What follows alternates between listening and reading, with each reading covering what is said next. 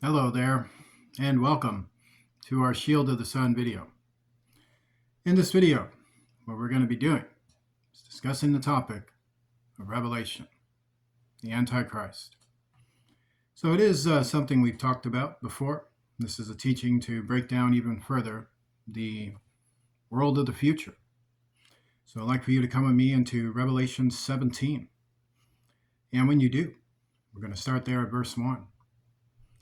There came one of the seven angels which had the seven veils, and talked with me, saying unto me, Come hither, I will show unto thee the judgment of the great whore, that sitteth upon many waters. So let's look at the analogy of that great whore that sitteth upon many waters. We break that down under a scientific-like thinking. We are reading about something supernatural, something that is interdimensional. The waters for which it is speaking about, it has reference to the interdimensional portals, as in connections to people, nations, and countries. And thus it is an infusionation, is what it's talking about. And in the future, a lot of what is supernatural collides with what is temporal, and they all start to infuse as one. And in the very, very, very far future, when the face of nations have changed, when catalysms have taken its toll upon the planet, and a lot of things have happened to change the entire era, the entire way we see our world today, where nations have different names, where continents have different faces, and the entire earth has a whole new way of being seen. And when that time comes, there will be one who will come to rule the world. He's described as a great whore, because it is to say that he is somebody that is infused with an angel of a feminine quality. So this angel of a feminine quality is what has united itself with this leader. And thus that is a type of fallen angel, for which was worshipped as a goddess. But it is noted as Apollyon, and thus Apollyon infuses with Abaddon, and thus the great whore, with whom the kings of the earth have committed fornication. So that is to say that the kings of the earth have given their body and their soul to this Antichrist figure in all the legions, all the forces that come with him. So the Antichrist is the devil on earth, who has power over all the gods and the goddesses, and have literally gotten rid of their so-called illegal right to be worshipped as gods and goddesses, because they have to submit now all worship to the Antichrist. So the Antichrist has control over all their legions, all their armies. He's in control of them all. So therefore, all the kings of the earth, these rulers at the future, very far future, have given every sort of what they are over to him. So these are heathen rulers who hate humanity. They hate man, they hate woman, they hate the idea of human. And thus they endorse supernatural fallen angel garbage, represented in the Antichrist, who exalts himself as the one God on earth, and then tries to say he's not only the God of earth, but the God of the universe, and blah, blah, blah. He's Jesus, he's Buddha, he's Muhammad, he's all of these things, and disrespects every culture, every tradition, every religious belief, including the true faith. He's opposed to it all. He doesn't care about your lifestyles. He only represents his own lifestyle. And thus this is what's happening in the future. And the inhabitants of the earth have been made drunk with the wine of her fornication. So that is to say, this fallen angel has a heavy influence over the population, to such an extent that the population depends on him. They get inebriated on him. They're getting high on him, basically. They're completely into whatever he's doing.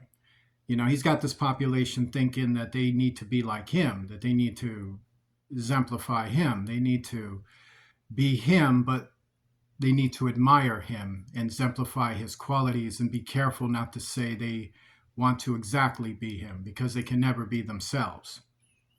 And, they got to try to somewhat be like someone else without offending him. As insane as that sounds, that is the understanding presented. In Daniel and Revelation, even in 2 Thessalonians, he exalts himself. And if you try to see it any other way, you're going to be executed, ostracized, all kinds of things. So he carried me away in the spirit into the wilderness, and I saw a woman sit upon a scarlet-colored beast. So that is referencing that fallen angel again, the type of fallen angel it is. It's a feminine fallen angel. It's not to say it's male or female, because the angels are not males or females. They are created as they are, and thus they can exemplify composites of things we see within all the creation God has made, including the angels. So some angels are created to be masculine, and some are created to be feminine. And they even will exemplify that within their very makeup, their spiritual makeup. So I saw a woman sit upon a scarlet-colored beast. To say I saw a fallen angel, a former goddess, which is now calling him or herself God on earth, full of names of blasphemy, which is confirming what I'm saying. These are all the names for God in the future. But God doesn't want you to focus on what those names are, because whatever kind of name for God, which will exemplify him, will all be a lie. It'll all be blasphemy. It'll all be not true. Having 7 heads and 10 horns, so that's to say world leaders, that's to say world political parties. That's what will be in the very, very far future. What are the names of these parties? Don't know. They definitely wouldn't be called Republican. They definitely wouldn't be called Democrat. They definitely wouldn't be called Labor Party or People's Republic Party or anything like that. Nothing you hear now is what you're going to hear in the future. So these parties in the centuries ahead are totally different from what we know. But they are Antichrist political parties. So one thing we can understand with the Antichrist is that he doesn't believe in democracy. He doesn't believe in you voting, for your leaders. He doesn't believe in leaders or authority figures being accountable to government and people to check weights and balances. He doesn't believe in that either, so his political parties will be totalitarian. They'll just be running amok and running all the policies of the Antichrist. The 10 horns, same deal. These aren't people that are going to say, hey, vote for me, I've been such a good citizen. It's going to be like, you're going to just do what I say, or otherwise I'm going to shoot you with my phaser cannon and then blow you up with my forecasting automatic weapon over here and just cause lightning to fall on your village and, burn all the food and kill all your animals and have these beasts come and just eat all your women. So you make sure you do what I say, okay? Like it's more like that. And the woman was arrayed in purple. That's to say that this fallen angel was all about worship. And scarlet color, worship like force, like it's to say, I'm someone with power because I kill all of you. That's what it's meaning. And decked with gold and precious stones and pearls, so that is to say all the wealth of the world, what we use for a system, now all belongs to him. So it's not like wealth is like in Europe, and then we got North America, then we got Asia and South America and Africa, Middle East, and it's got this whole economic system going. It would only be one economic system under the Antichrist, and he runs everything when it comes to that, or at least as part of it. Got a train coming. Say hi.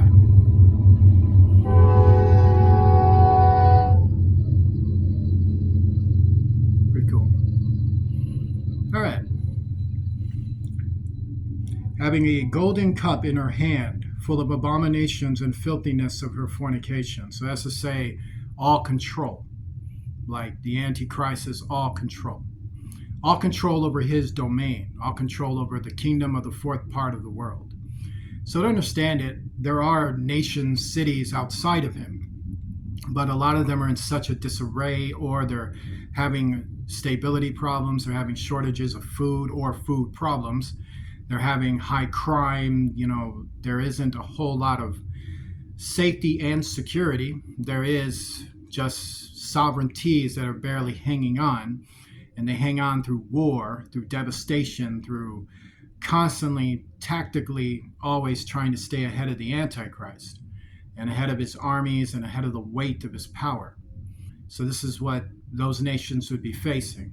So the Antichrist's nation would seem like stability to that world. It would seem like, well, it looks all pretty over there, but it's really not.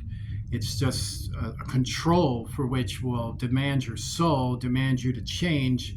You cannot be you with the Antichrist kingdom. You can't be, if you're born this way, I'm a male, I'm a female, I'm this, I'm that. In terms of, your culture, it won't matter. He doesn't care about that. What he wants is just you to be submissive to the idea that humanity is evil. That's what he wants. Like if you think about this alien stuff, right? These aliens are obviously fallen angels and demons. And what's the thing that people recollect when they've had meetings with world leaders or, in secret things that have happened, or with people in the middle of the backyard, like, abduction experiences and things of that nature. In some of these testimonies, these so-called aliens talk bad about humanity, that we're violent, that we're this, we're that, we ain't worth anything, and all of that, and should surrender ourselves to them. Well, those are the Antichrist forces. So take what they're saying now and then understand that in the future, all of that comes out of the bag. And when all of that is just ripping through the dimensions and now there's just, here they are, that's going to be their same rhetoric, that humanity is evil, they're bad, they're horrible. We're just, and then we're supposed to hate ourselves and then sit back and hear about how we're responsible for this and responsible for that and responsible for this. And we're just going, well, we're terrible people. I mean, cut me open right now. You can stick that chip right now in me. I'm just such a terrible person. And that's really how they're going to come at it. That's really how the goal is set, to aim it at you. Upon her forehead was a name written, so listen to this carefully. Mystery, Babylon the Great. That's the name of the world government in the future. It's the actual name. It's not a metaphor to say that. It's just a metaphorical saying. It's talking about the Catholics or this or that. It's to say the Vatican institution. It's got nothing to do with them. In fact, they might not even exist in the future, considering how the Antichrist is going to be. In fact, a lot of your denominations probably will not survive the future because of all the things that will happen and change the way it's done. In fact, a lot of the nations, like they'll try to say the United States of America is Babylon the Great. Really? Are we? That's interesting. Obviously, we're not. We're not even close to that description. Not even near it. Or they might say United Kingdom. They're not even close to that. No country on earth, not China, not any country in the world, is close to this description we see in Revelation. This is a supernatural world government where fallen angels are front and center ruling the governments of man. You're not seeing that in any nation right now. But one day you will. What you are seeing, though, is their infiltration into leaders, society, and civilians, and the spirit of the Antichrist working against us, the space-time continuums, as the Bible talks about, the changes of seasons, laws.